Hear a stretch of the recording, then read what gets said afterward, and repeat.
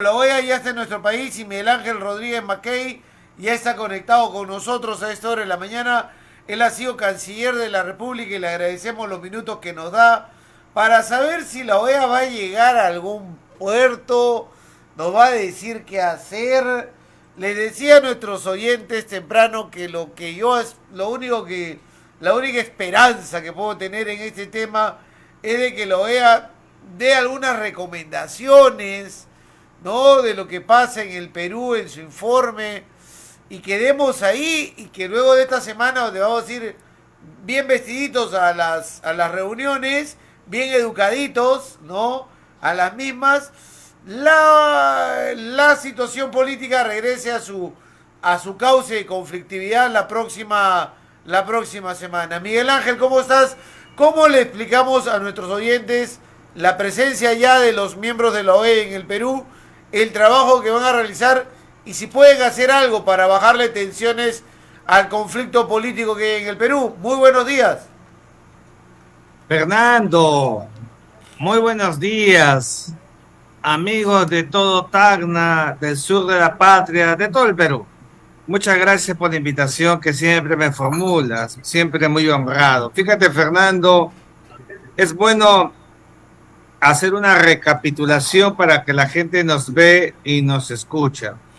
Es bueno decir que la presencia del grupo de alto nivel de la OEA aquí en Lima, en nuestro país, se debe fundamentalmente a un pedido formulado por el gobierno del presidente Pedro Castillo. Activó la Carta Democrática. La Carta Democrática Interamericana, hemos dicho que no es un tratado, y si no es un tratado no obliga, pero si es una carta política, qué duda cabe, que tiene que ver con el asunto de la gobernabilidad en el continente, con la democracia y con los estándares de que en verdad se registre la marcha veraz, eficaz de nuestra vida democrática. Fue esa carta, ese oficio enviado, la Secretaría General de la OEA lo hizo suya, la llevó al Consejo Permanente donde se reúnen todos los representantes diplomáticos de los países que son 35. Al final han aprobado que venga esta comisión, este grupo de alto nivel, que como bien dices, llegó al Perú el día de ayer.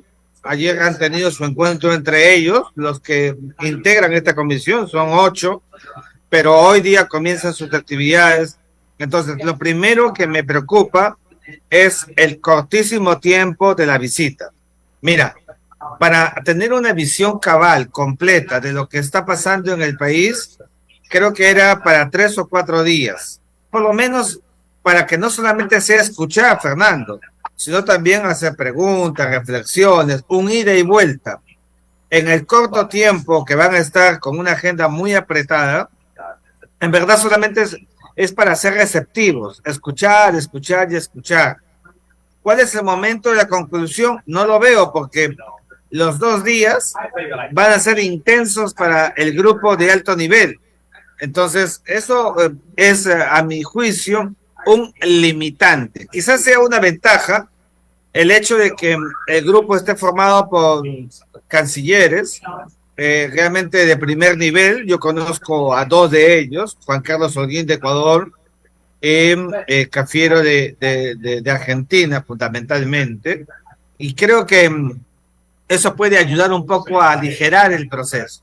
Pero lo cierto es que este grupo de alto nivel no tiene ninguna función fiscalizadora, no tiene ninguna función, digamos, jurisdiccional, no son jueces, no son fiscales, son, digamos, actores políticos, diplomáticos, en ese nivel vienen, y claro, lo bueno sería, no conocemos la agenda, pero que se reúnan, Fernando, con todos, ¿eh?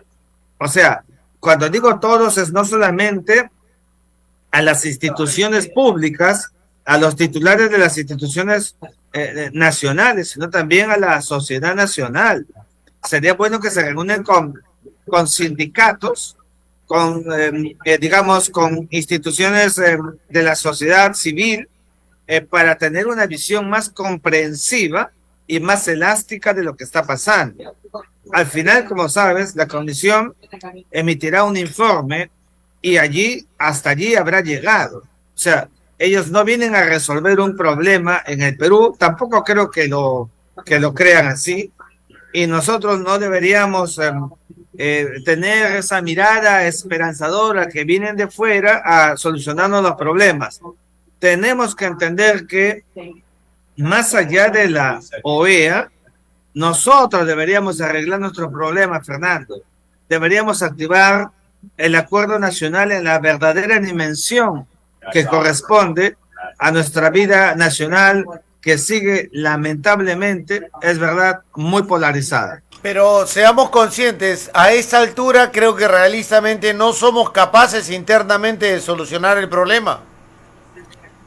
Yo no estoy tan seguro de eso, Fernando. Yo creo que en verdad fui entrenado para creer siempre en los espacios de negociación, de diálogo, y yo no creo sino en lo que decía mi maestro en la Cancillería, Gonzalo Fernández Puyó. Hay que siempre mirar, Miguel Ángel me decía, la ventana, una ventana abierta. Y creo que los peruanos deberíamos buscar un espacio para recrear la posibilidad de, con buena fe, sentarnos, que las instituciones tutelares, pero eso, Fernando, tiene que ser promovido y tiene que haber intencionalidad manifiesta. Y solamente así vamos a poder alcanzar un derrotero inmediato para el Perú. Mira, la OEA viene, ya lo hemos dicho de mil maneras, y el modus operandi con el que está viniendo no ha sido el mejor. Hemos visto a un secretario general de la OEA, el señor Almagro, bastante parcializado y que no reporta esa visión ecuménica panamericana que tuvo la OEA. Tenemos que ser claros. Más allá de que los miembros del grupo de alto nivel son profesionales de primer nivel y seguramente vienen con ese mismo sentido de pulcritud, y les pedimos a ellos en consecuencia que sean lo más objetivos posibles con todo lo que vean y tengan a la mano en el país. Yo sí creería, Fernando, que deberíamos tener mucho cuidado a la hora de establecer estas relaciones de conversación. Por ejemplo, el derecho interno es intocable, es impoluto. Y yo creo que el grupo de alto nivel, que es respetable, no puede ingresar en el derecho interno ni mirar cuestiones de carácter jurisdiccional o procesal. Cuidado con eso. Es más, te lo digo de otra manera, no todavía termino de entender, repito, no tengo la agenda, pero no entiendo por qué tendría que reunirse el grupo de alto nivel, por ejemplo, con los miembros del Tribunal Constitucional del Perú. ¿Cuál es el objeto? Si un tribunal es absolutamente oxígeno a los espacios de la Carta Democrática Interamericana, a los espacios de la vida política en el sentido político mismo. Los magistrados deben de sustraerse, Fernando. Los magistrados deben estar en un acto al margen. Son magistrados. Y por cierto, no deberían estar yendo a la televisión. Cuidado con eso.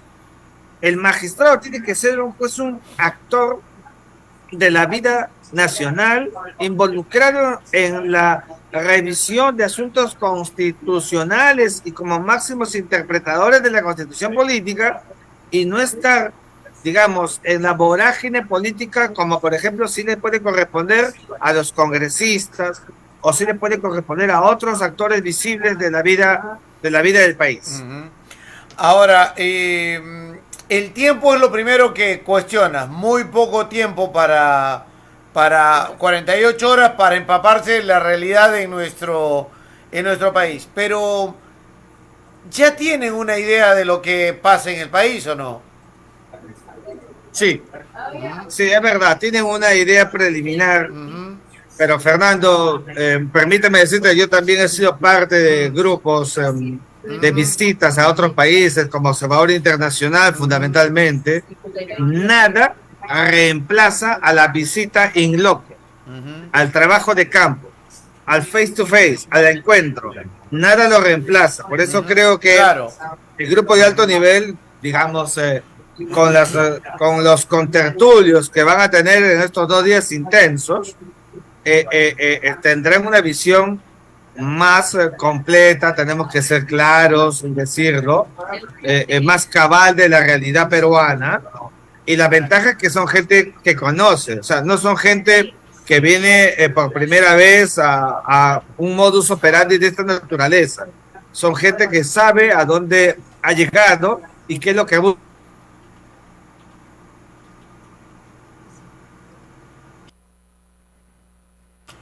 Los 2 días es muy corto y además se ensancha, ¿no?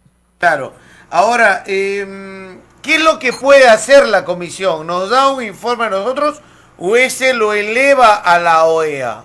Sí, el informe, Fernando, es un informe que ellos van a elaborar una vez concluidas sus funciones en el Perú, y ese informe se eleva efectivamente al Consejo Permanente a través de la Secretaría General de la OEA, que es el funcionario que cuenta justamente este trabajo en el marco de la OEA. El Consejo Permanente hará una evaluación del contenido de ese informe y podrá tomar algunos caminos. Digamos, siempre me pongo en el camino más extremo, ¿ya? ¿Y qué es lo más extremo? Pues lo más extremo posible es que, digamos, pueda presentarse la posibilidad de recurrir a un espacio donde se pueda decidir la suspensión del Perú de la OEA. Eso sí sería grave, Fernando. Y claro... Pero para eso tendría que tener una opinión contraria al gobierno, al Ejecutivo. Bueno, no tiene que ser contraria al Ejecutivo. Tiene que ser una posición donde encuentran realmente que existe un riesgo de la gobernabilidad en el Perú. Ya. Y ese riesgo nos lleva entonces a los otros 2 artículos, que son, recordarás tú, 2021, sobre la ruptura, la posibilidad de una ruptura del régimen democrático o que ésta se convierta en insalvable. ¿Podría decir el informe de que hay un riesgo a la gobernabilidad por constantes acciones del legislativo de querer sacar al presidente de la República del Ejecutivo?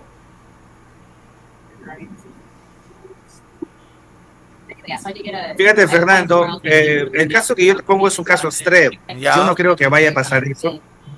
Y no creo que las pugnas del derecho nacional, las pugnas internas, nos vayan a producir la consecuencia de lo que estamos diciendo. Claro, no pero el informe podría golpear a uno de los dos, ¿crees tú? El informe, Fernando, el informe al final va a golpear a todos los peruanos. Ya.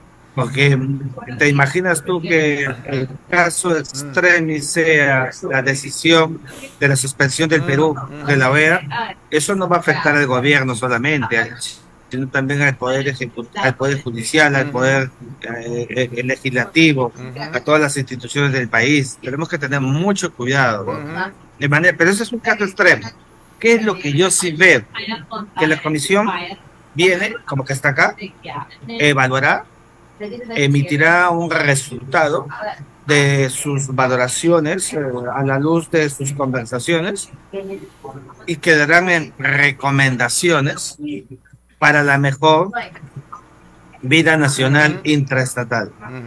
Yo no veo, Fernando, nada más que eso. Ya, recomendaciones. Y recomendaciones. Y no por eso diría que el grupo de alto nivel vino solamente a deshojar margaritas. No, porque es muy difícil, Fernando, que a la luz de lo que se vive en el Perú podamos ir extremadamente a situaciones de las complejidades que te acabo de referir. El Perú tiene pugnas, sí. El Perú tiene un modus operandi polarizado, sí. Pero más allá de eso, en verdad hay democracia, funciona el sistema de gobernabilidad tú tienes tu programa y todo el mundo lo ve y nadie lo conjetura. O sea, tenemos los estándares de la vida democrática como cualquier otro país, solo que vivimos pugnas. Recuerda, la crisis peruana no es una crisis económica, es una crisis política, que es distinto. Y claro, siendo política, afecta porque tiene consecuencias en otros ámbitos de las relaciones internas y las relaciones internacionales del Perú.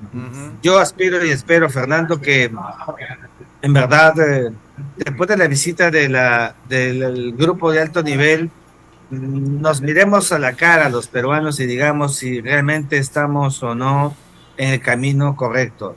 Debemos buscar humo blanco y sentarnos en el acuerdo nacional. Hay que activarlo, para eso fue creado, y sin ningún tipo de complejo ni prejuicio, buscando que el Perú realmente pueda encontrar ese camino que en los últimos 5 años tenemos que ser claros, con presidentes renunciantes, renunciados, vacados, de Congreso cerrado, presidente de transición. Todo eso que hemos vivido en los últimos años nos ha retrotraído, nos está bajando los decibeles de nuestra propia vida democrática. Eso no lo podemos permitir. Tenemos que hacer un mea culpa y pensar que si no mejoramos nuestro clima político, Fernando, ese crecimiento económico esperado, aspirado, no lo vamos a conseguir porque nuestra clase política no se está elevando como quisiéramos para dar el paso que el Perú requiere. Ya, ahora, pero esta crisis empezó básicamente, Perú siempre vive en crisis, ¿no? Pero no, digamos, hemos llegado a un punto en el cual la crisis empieza con el gobierno de PPK y ese enfrentamiento con Keiko Fujimori, que en el interín tiene, además de vacancias, un tema que es la pandemia, y que ya a esta altura sí tiene un ribete económico, porque la gente está sintiendo en el bolsillo una crisis económica que se dé en el mundo, que trata de controlarse en el país, pero creo que ya ven a los políticos como los responsables de la falta de dinero y la crisis que actualmente enfrentan las familias en el Perú. Fíjate, Fernando, yo creo que estamos entrando en una etapa en la que si verdaderamente no entramos en la madurez que nuestro destino inmediato requiere, nos convertiremos en una sociedad nacional con una clase política que en su ecuación nos dará como resultado la segunda prosperidad falaz. ¿Qué significa eso? Que estaremos entrando en una etapa en la que hemos perdido tiempo, teniendo tantas cosas buenas para poder despegar, casi como en los tiempos del guano y del salitre, donde perdimos tiempo y fue la primera prosperidad falaz. Tenemos que tener mucho, pero mucho recato en mirar lo que se nos viene. Hemos tenido 3, 4 décadas distintas y nuestra apuesta para buscar una gobernabilidad y una vida nacional en verdad de vanguardia, no lo hemos conseguido porque no hemos puesto esos objetivos, esas metas, y eso es lo que hoy día estamos viendo, con una incertidumbre en nuestra vida nacional, donde las reglas son las pugnas, fuego cruzado, y perdemos tiempo y no permitimos que el Perú realmente esté en esa vida internacional. Yo acabo de llegar del exterior ayer, en verdad que la gente mucho pregunta qué es lo que pasa en Perú, y no hay un ¿Y puedes explicarlo? Túnel con una salida realmente de esperanza. Y disculpa, cuando alguien en el extranjero te pregunta qué pasa en el Perú, ¿lo puedes explicar? Bueno, qué complejo para nosotros, porque Fernando. Hace unos años nos sentíamos orgullosos de lo que pasaba en el país, más allá de la política económica y todo, porque teníamos a fiscales y gente actuando de manera independiente en el Perú, y de afuera nos decían, oye, qué bien el Perú, que encuentra corrupción, procesa a sus expresidentes políticos y lleva acciones. Y hoy volteas y dices, oye, ¿qué le pasó al Perú? Es muy complejo e incómodo explicar afuera lo que pasa en nuestra vida política interna. Pero nosotros tenemos que siempre tender por delante la bandera de la patria y siempre buscar el control de daños, Fernando. Somos peruanos y tenemos que pensar en nuestro país. Y creo que, sin embargo, ese control de daños también se agota. Es necesario que, en verdad, pensemos seriamente en que si no le ponemos punche a nuestra actitud política, no vamos a encontrar ningún derrotero. Mira, lo más que se pueda creer en el continente es que viene un grupo de alto nivel porque nosotros somos incapaces de resolver nuestros problemas por nosotros mismos. ¿Te imaginas eso? ¿No? ¿Te imaginas que venga un grupo de alto nivel respetable, muy respetable, pero que se tenga que reunir con todos los actores de la vida nacional? Digamos, ¿dónde está nuestra capacidad para poder reaccionar como miembros de un Estado-nación construido en nuestra historia? Como decía Julio Cockler, no somos capaces. Y todo eso afecta, Fernando, todo eso afecta a la vida peruana. Ahora, en las últimas horas, el Congreso aprobó el viaje del presidente a Chile y no a México. ¿Cómo evalúas esa decisión? Porque el gobierno, en su alocución hoy en Palacio, le va a decir, en las últimas horas el gobierno ha solicitado permiso para el viaje de Castillo y le han negado México y le han aceptado Chile.